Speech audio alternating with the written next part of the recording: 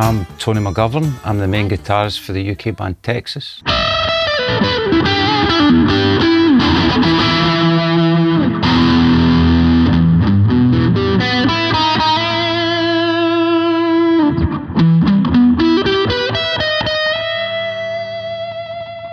started working with Texas, it was a good 28 years ago. I've been on the road with Texas for 26 years. It's been some journey. I was originally the warm-up act for Texas during the White on Blonde tour, because at that point I was signed to A&M Records. And with the demise of A&M Records, and obviously getting to know all the band, they asked me to work on certain tracks, playing guitar, and I sort of fell into it. It didn't just happen overnight. It wasn't join the band.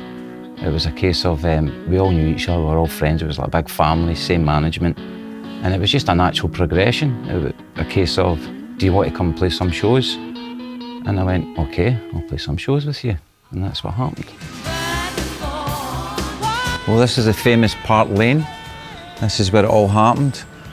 Texas Rehearsal Room is just behind me. The gun rehearsal room, just right beside that. And this over here is the famous Parton Studios. It's one of the best drum rooms in the UK. You hear it in many Scottish records. Upstairs was the management, the GR management. We used to spend a lot of time up there playing bar football, which is good memories. Looking back over here, we had Jimmy Moon's guitar shop. And if you broke your guitar, it was quite easy to get it fixed. And that's kind of it.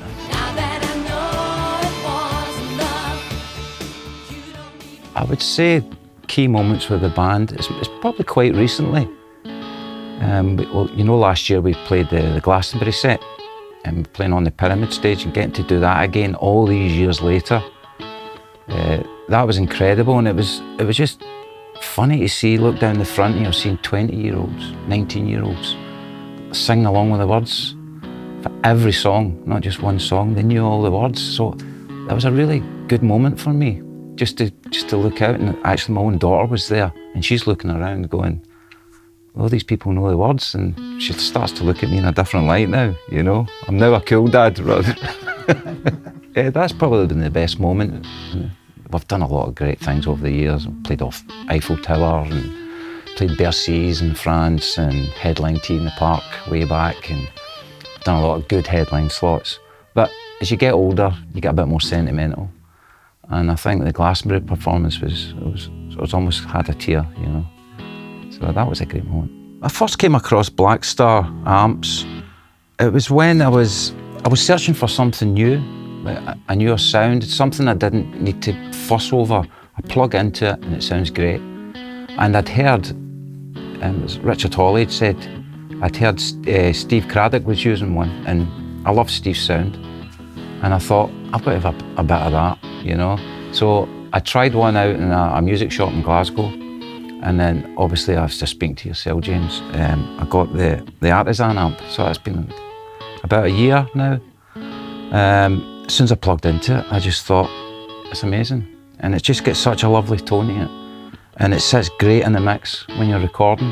I've just recently used it in live TV for the BBC piano rooms. It's going to be an hour special. People can hear the amp on that show. And it's simple. It's a simple amp with a great sound and great mid-tones, and it's rich and it's warm. It's exactly what I was looking for in an amp.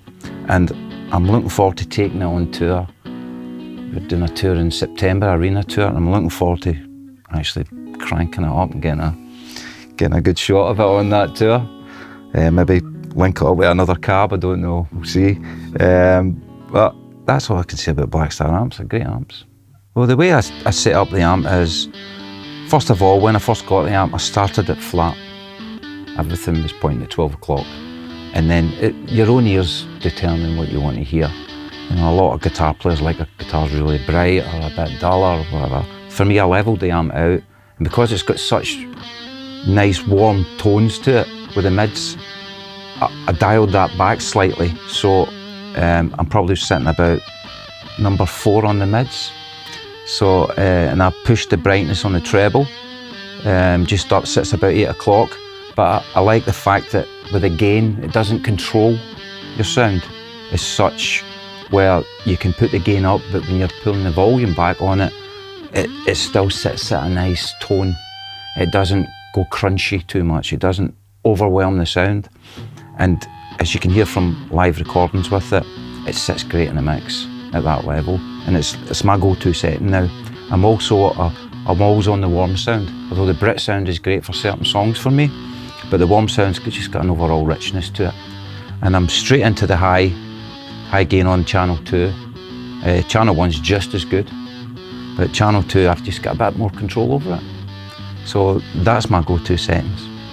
I think what sets me apart from other guitar players is the fact that you just said it's your own, you're unique in what you do.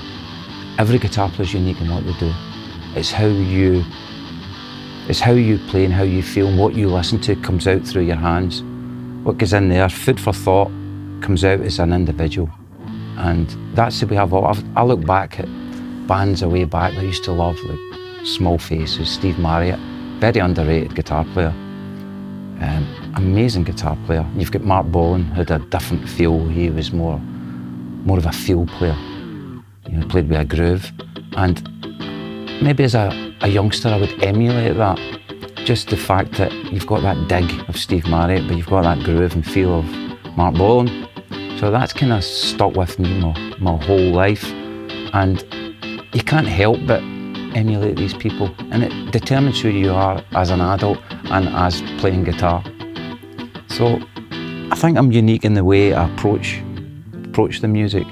I'm not like these young guitarists that shred all over the guitar. I'm very much a feel player.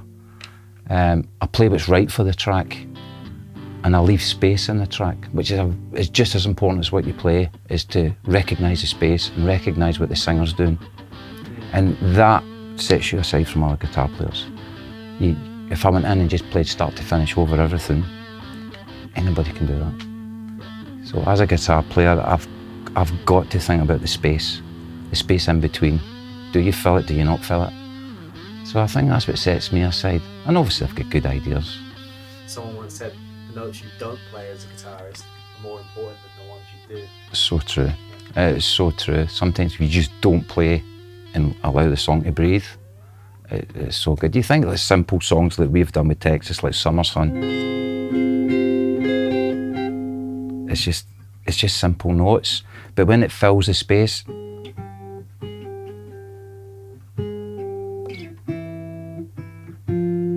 it's so simple, but it's a hook, but it fills the gaps, you know? And then you put bells over that, it becomes an international hit. So that's the difference. Yeah, a lot of guitar players are guilty for just maybe overplaying, you know?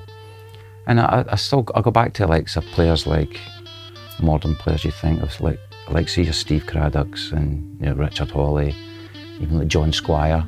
John Squire can play off start to finish through a track and it sounds incredible. And that's his style, that's his genre of music.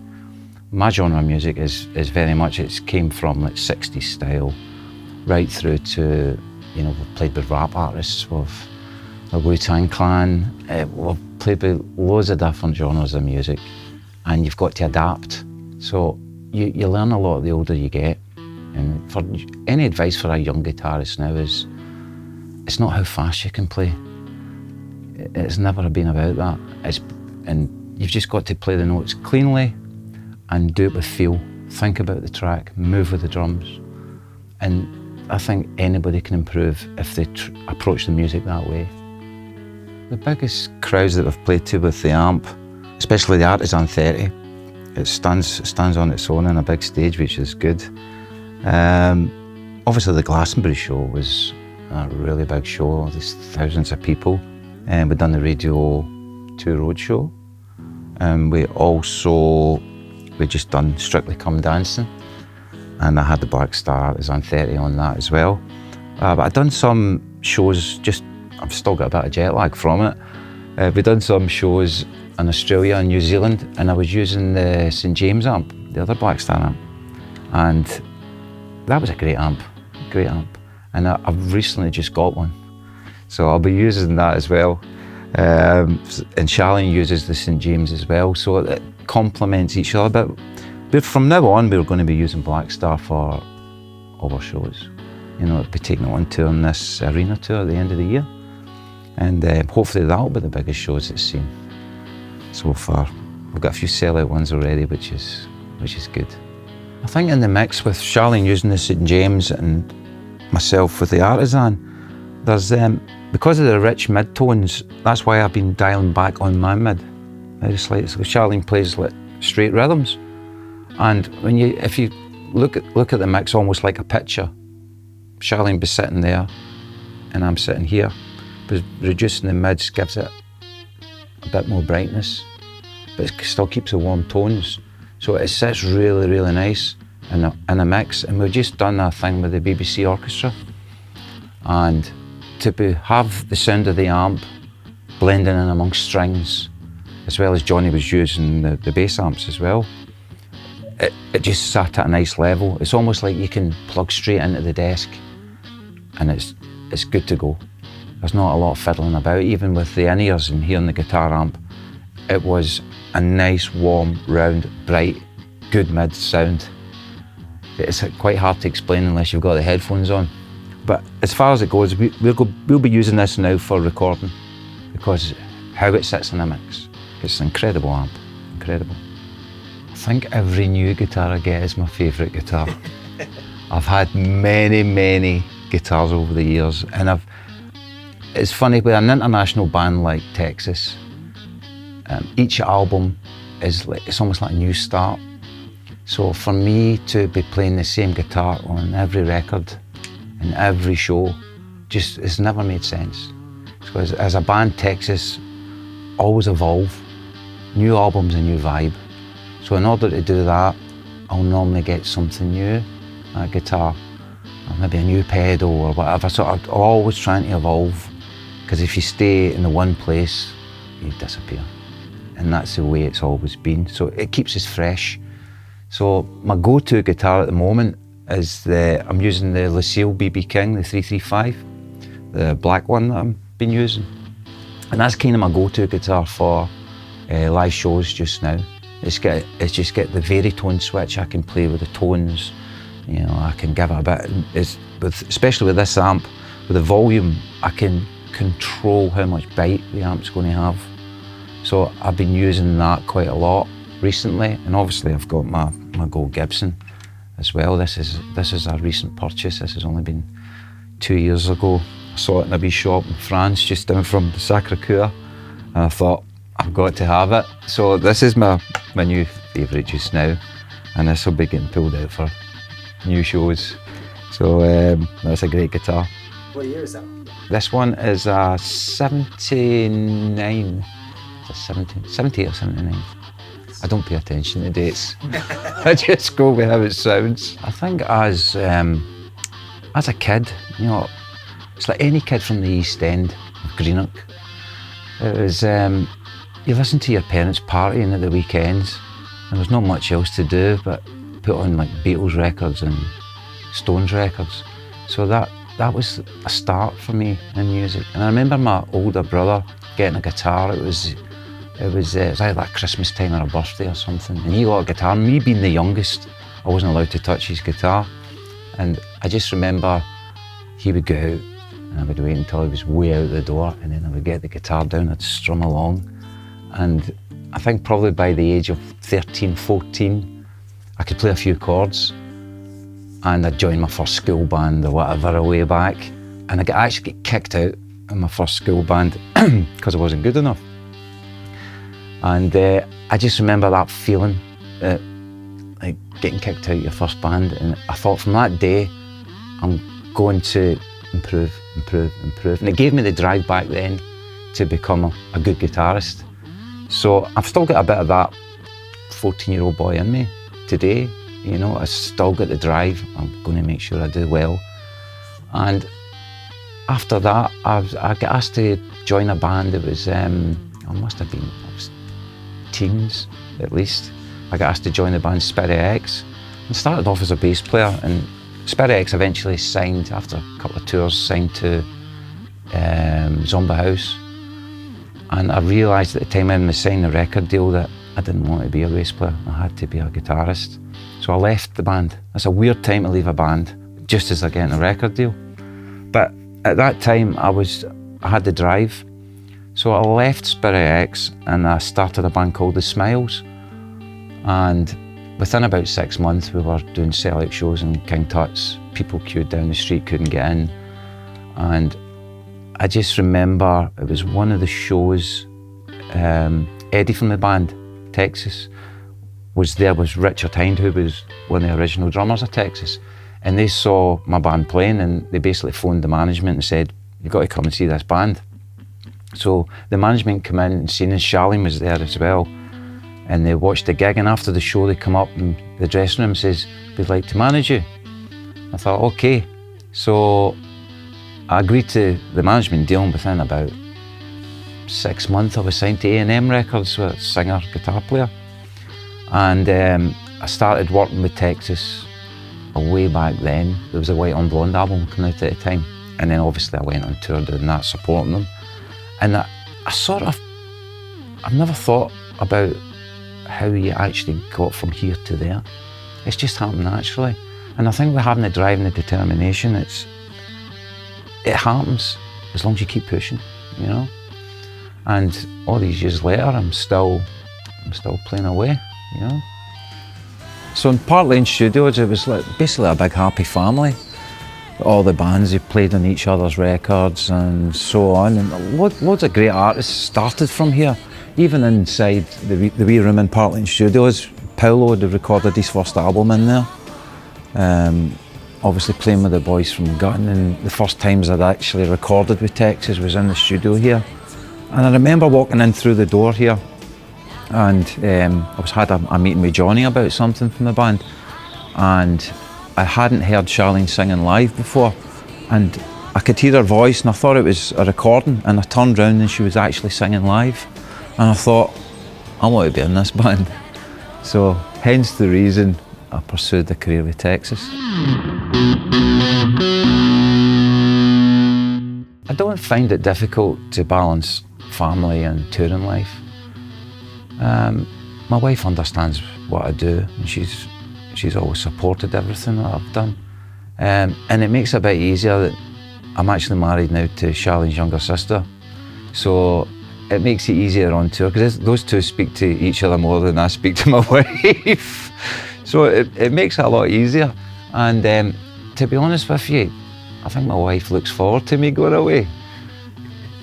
And when I come back, I've still got to take the bins out, you know? As far as Texas goes, it is my main band. I don't go down other avenues, you know. Obviously I play with other people and I jam with other people. But for me, Texas is solely my mission. That's what I want to do. I've done side projects and wrote albums. I've done an album for Kizzy Star. I've done some singing on that as well. But I always get back to Texas, you know. It's my bread and butter, you know. And I look forward to doing studio work, and I look forward to every new album we do. What's next for Texas? Well, this year, 2024, we've got a piano album coming out, but there's 2 tracks on it. It's going to be singles, and there's obviously full band playing on that. So we've got that coming out this summertime, and then we've got September. We're starting the arena tour, which I think starts in Hull, and then straight to the O2, and then we finish it off with, I think it's 2 nights in Glasgow Hydro. So that's the next thing on the cards, and then after that will be another album and another tour. There's a new album just getting started now, a couple of ideas and tracks down already for it. It'll be into 2025 for definite. Obviously we've just finished a tour of Australia and New Zealand. That's why I'm a bit jet lagged. But there's good things coming. There's good things coming.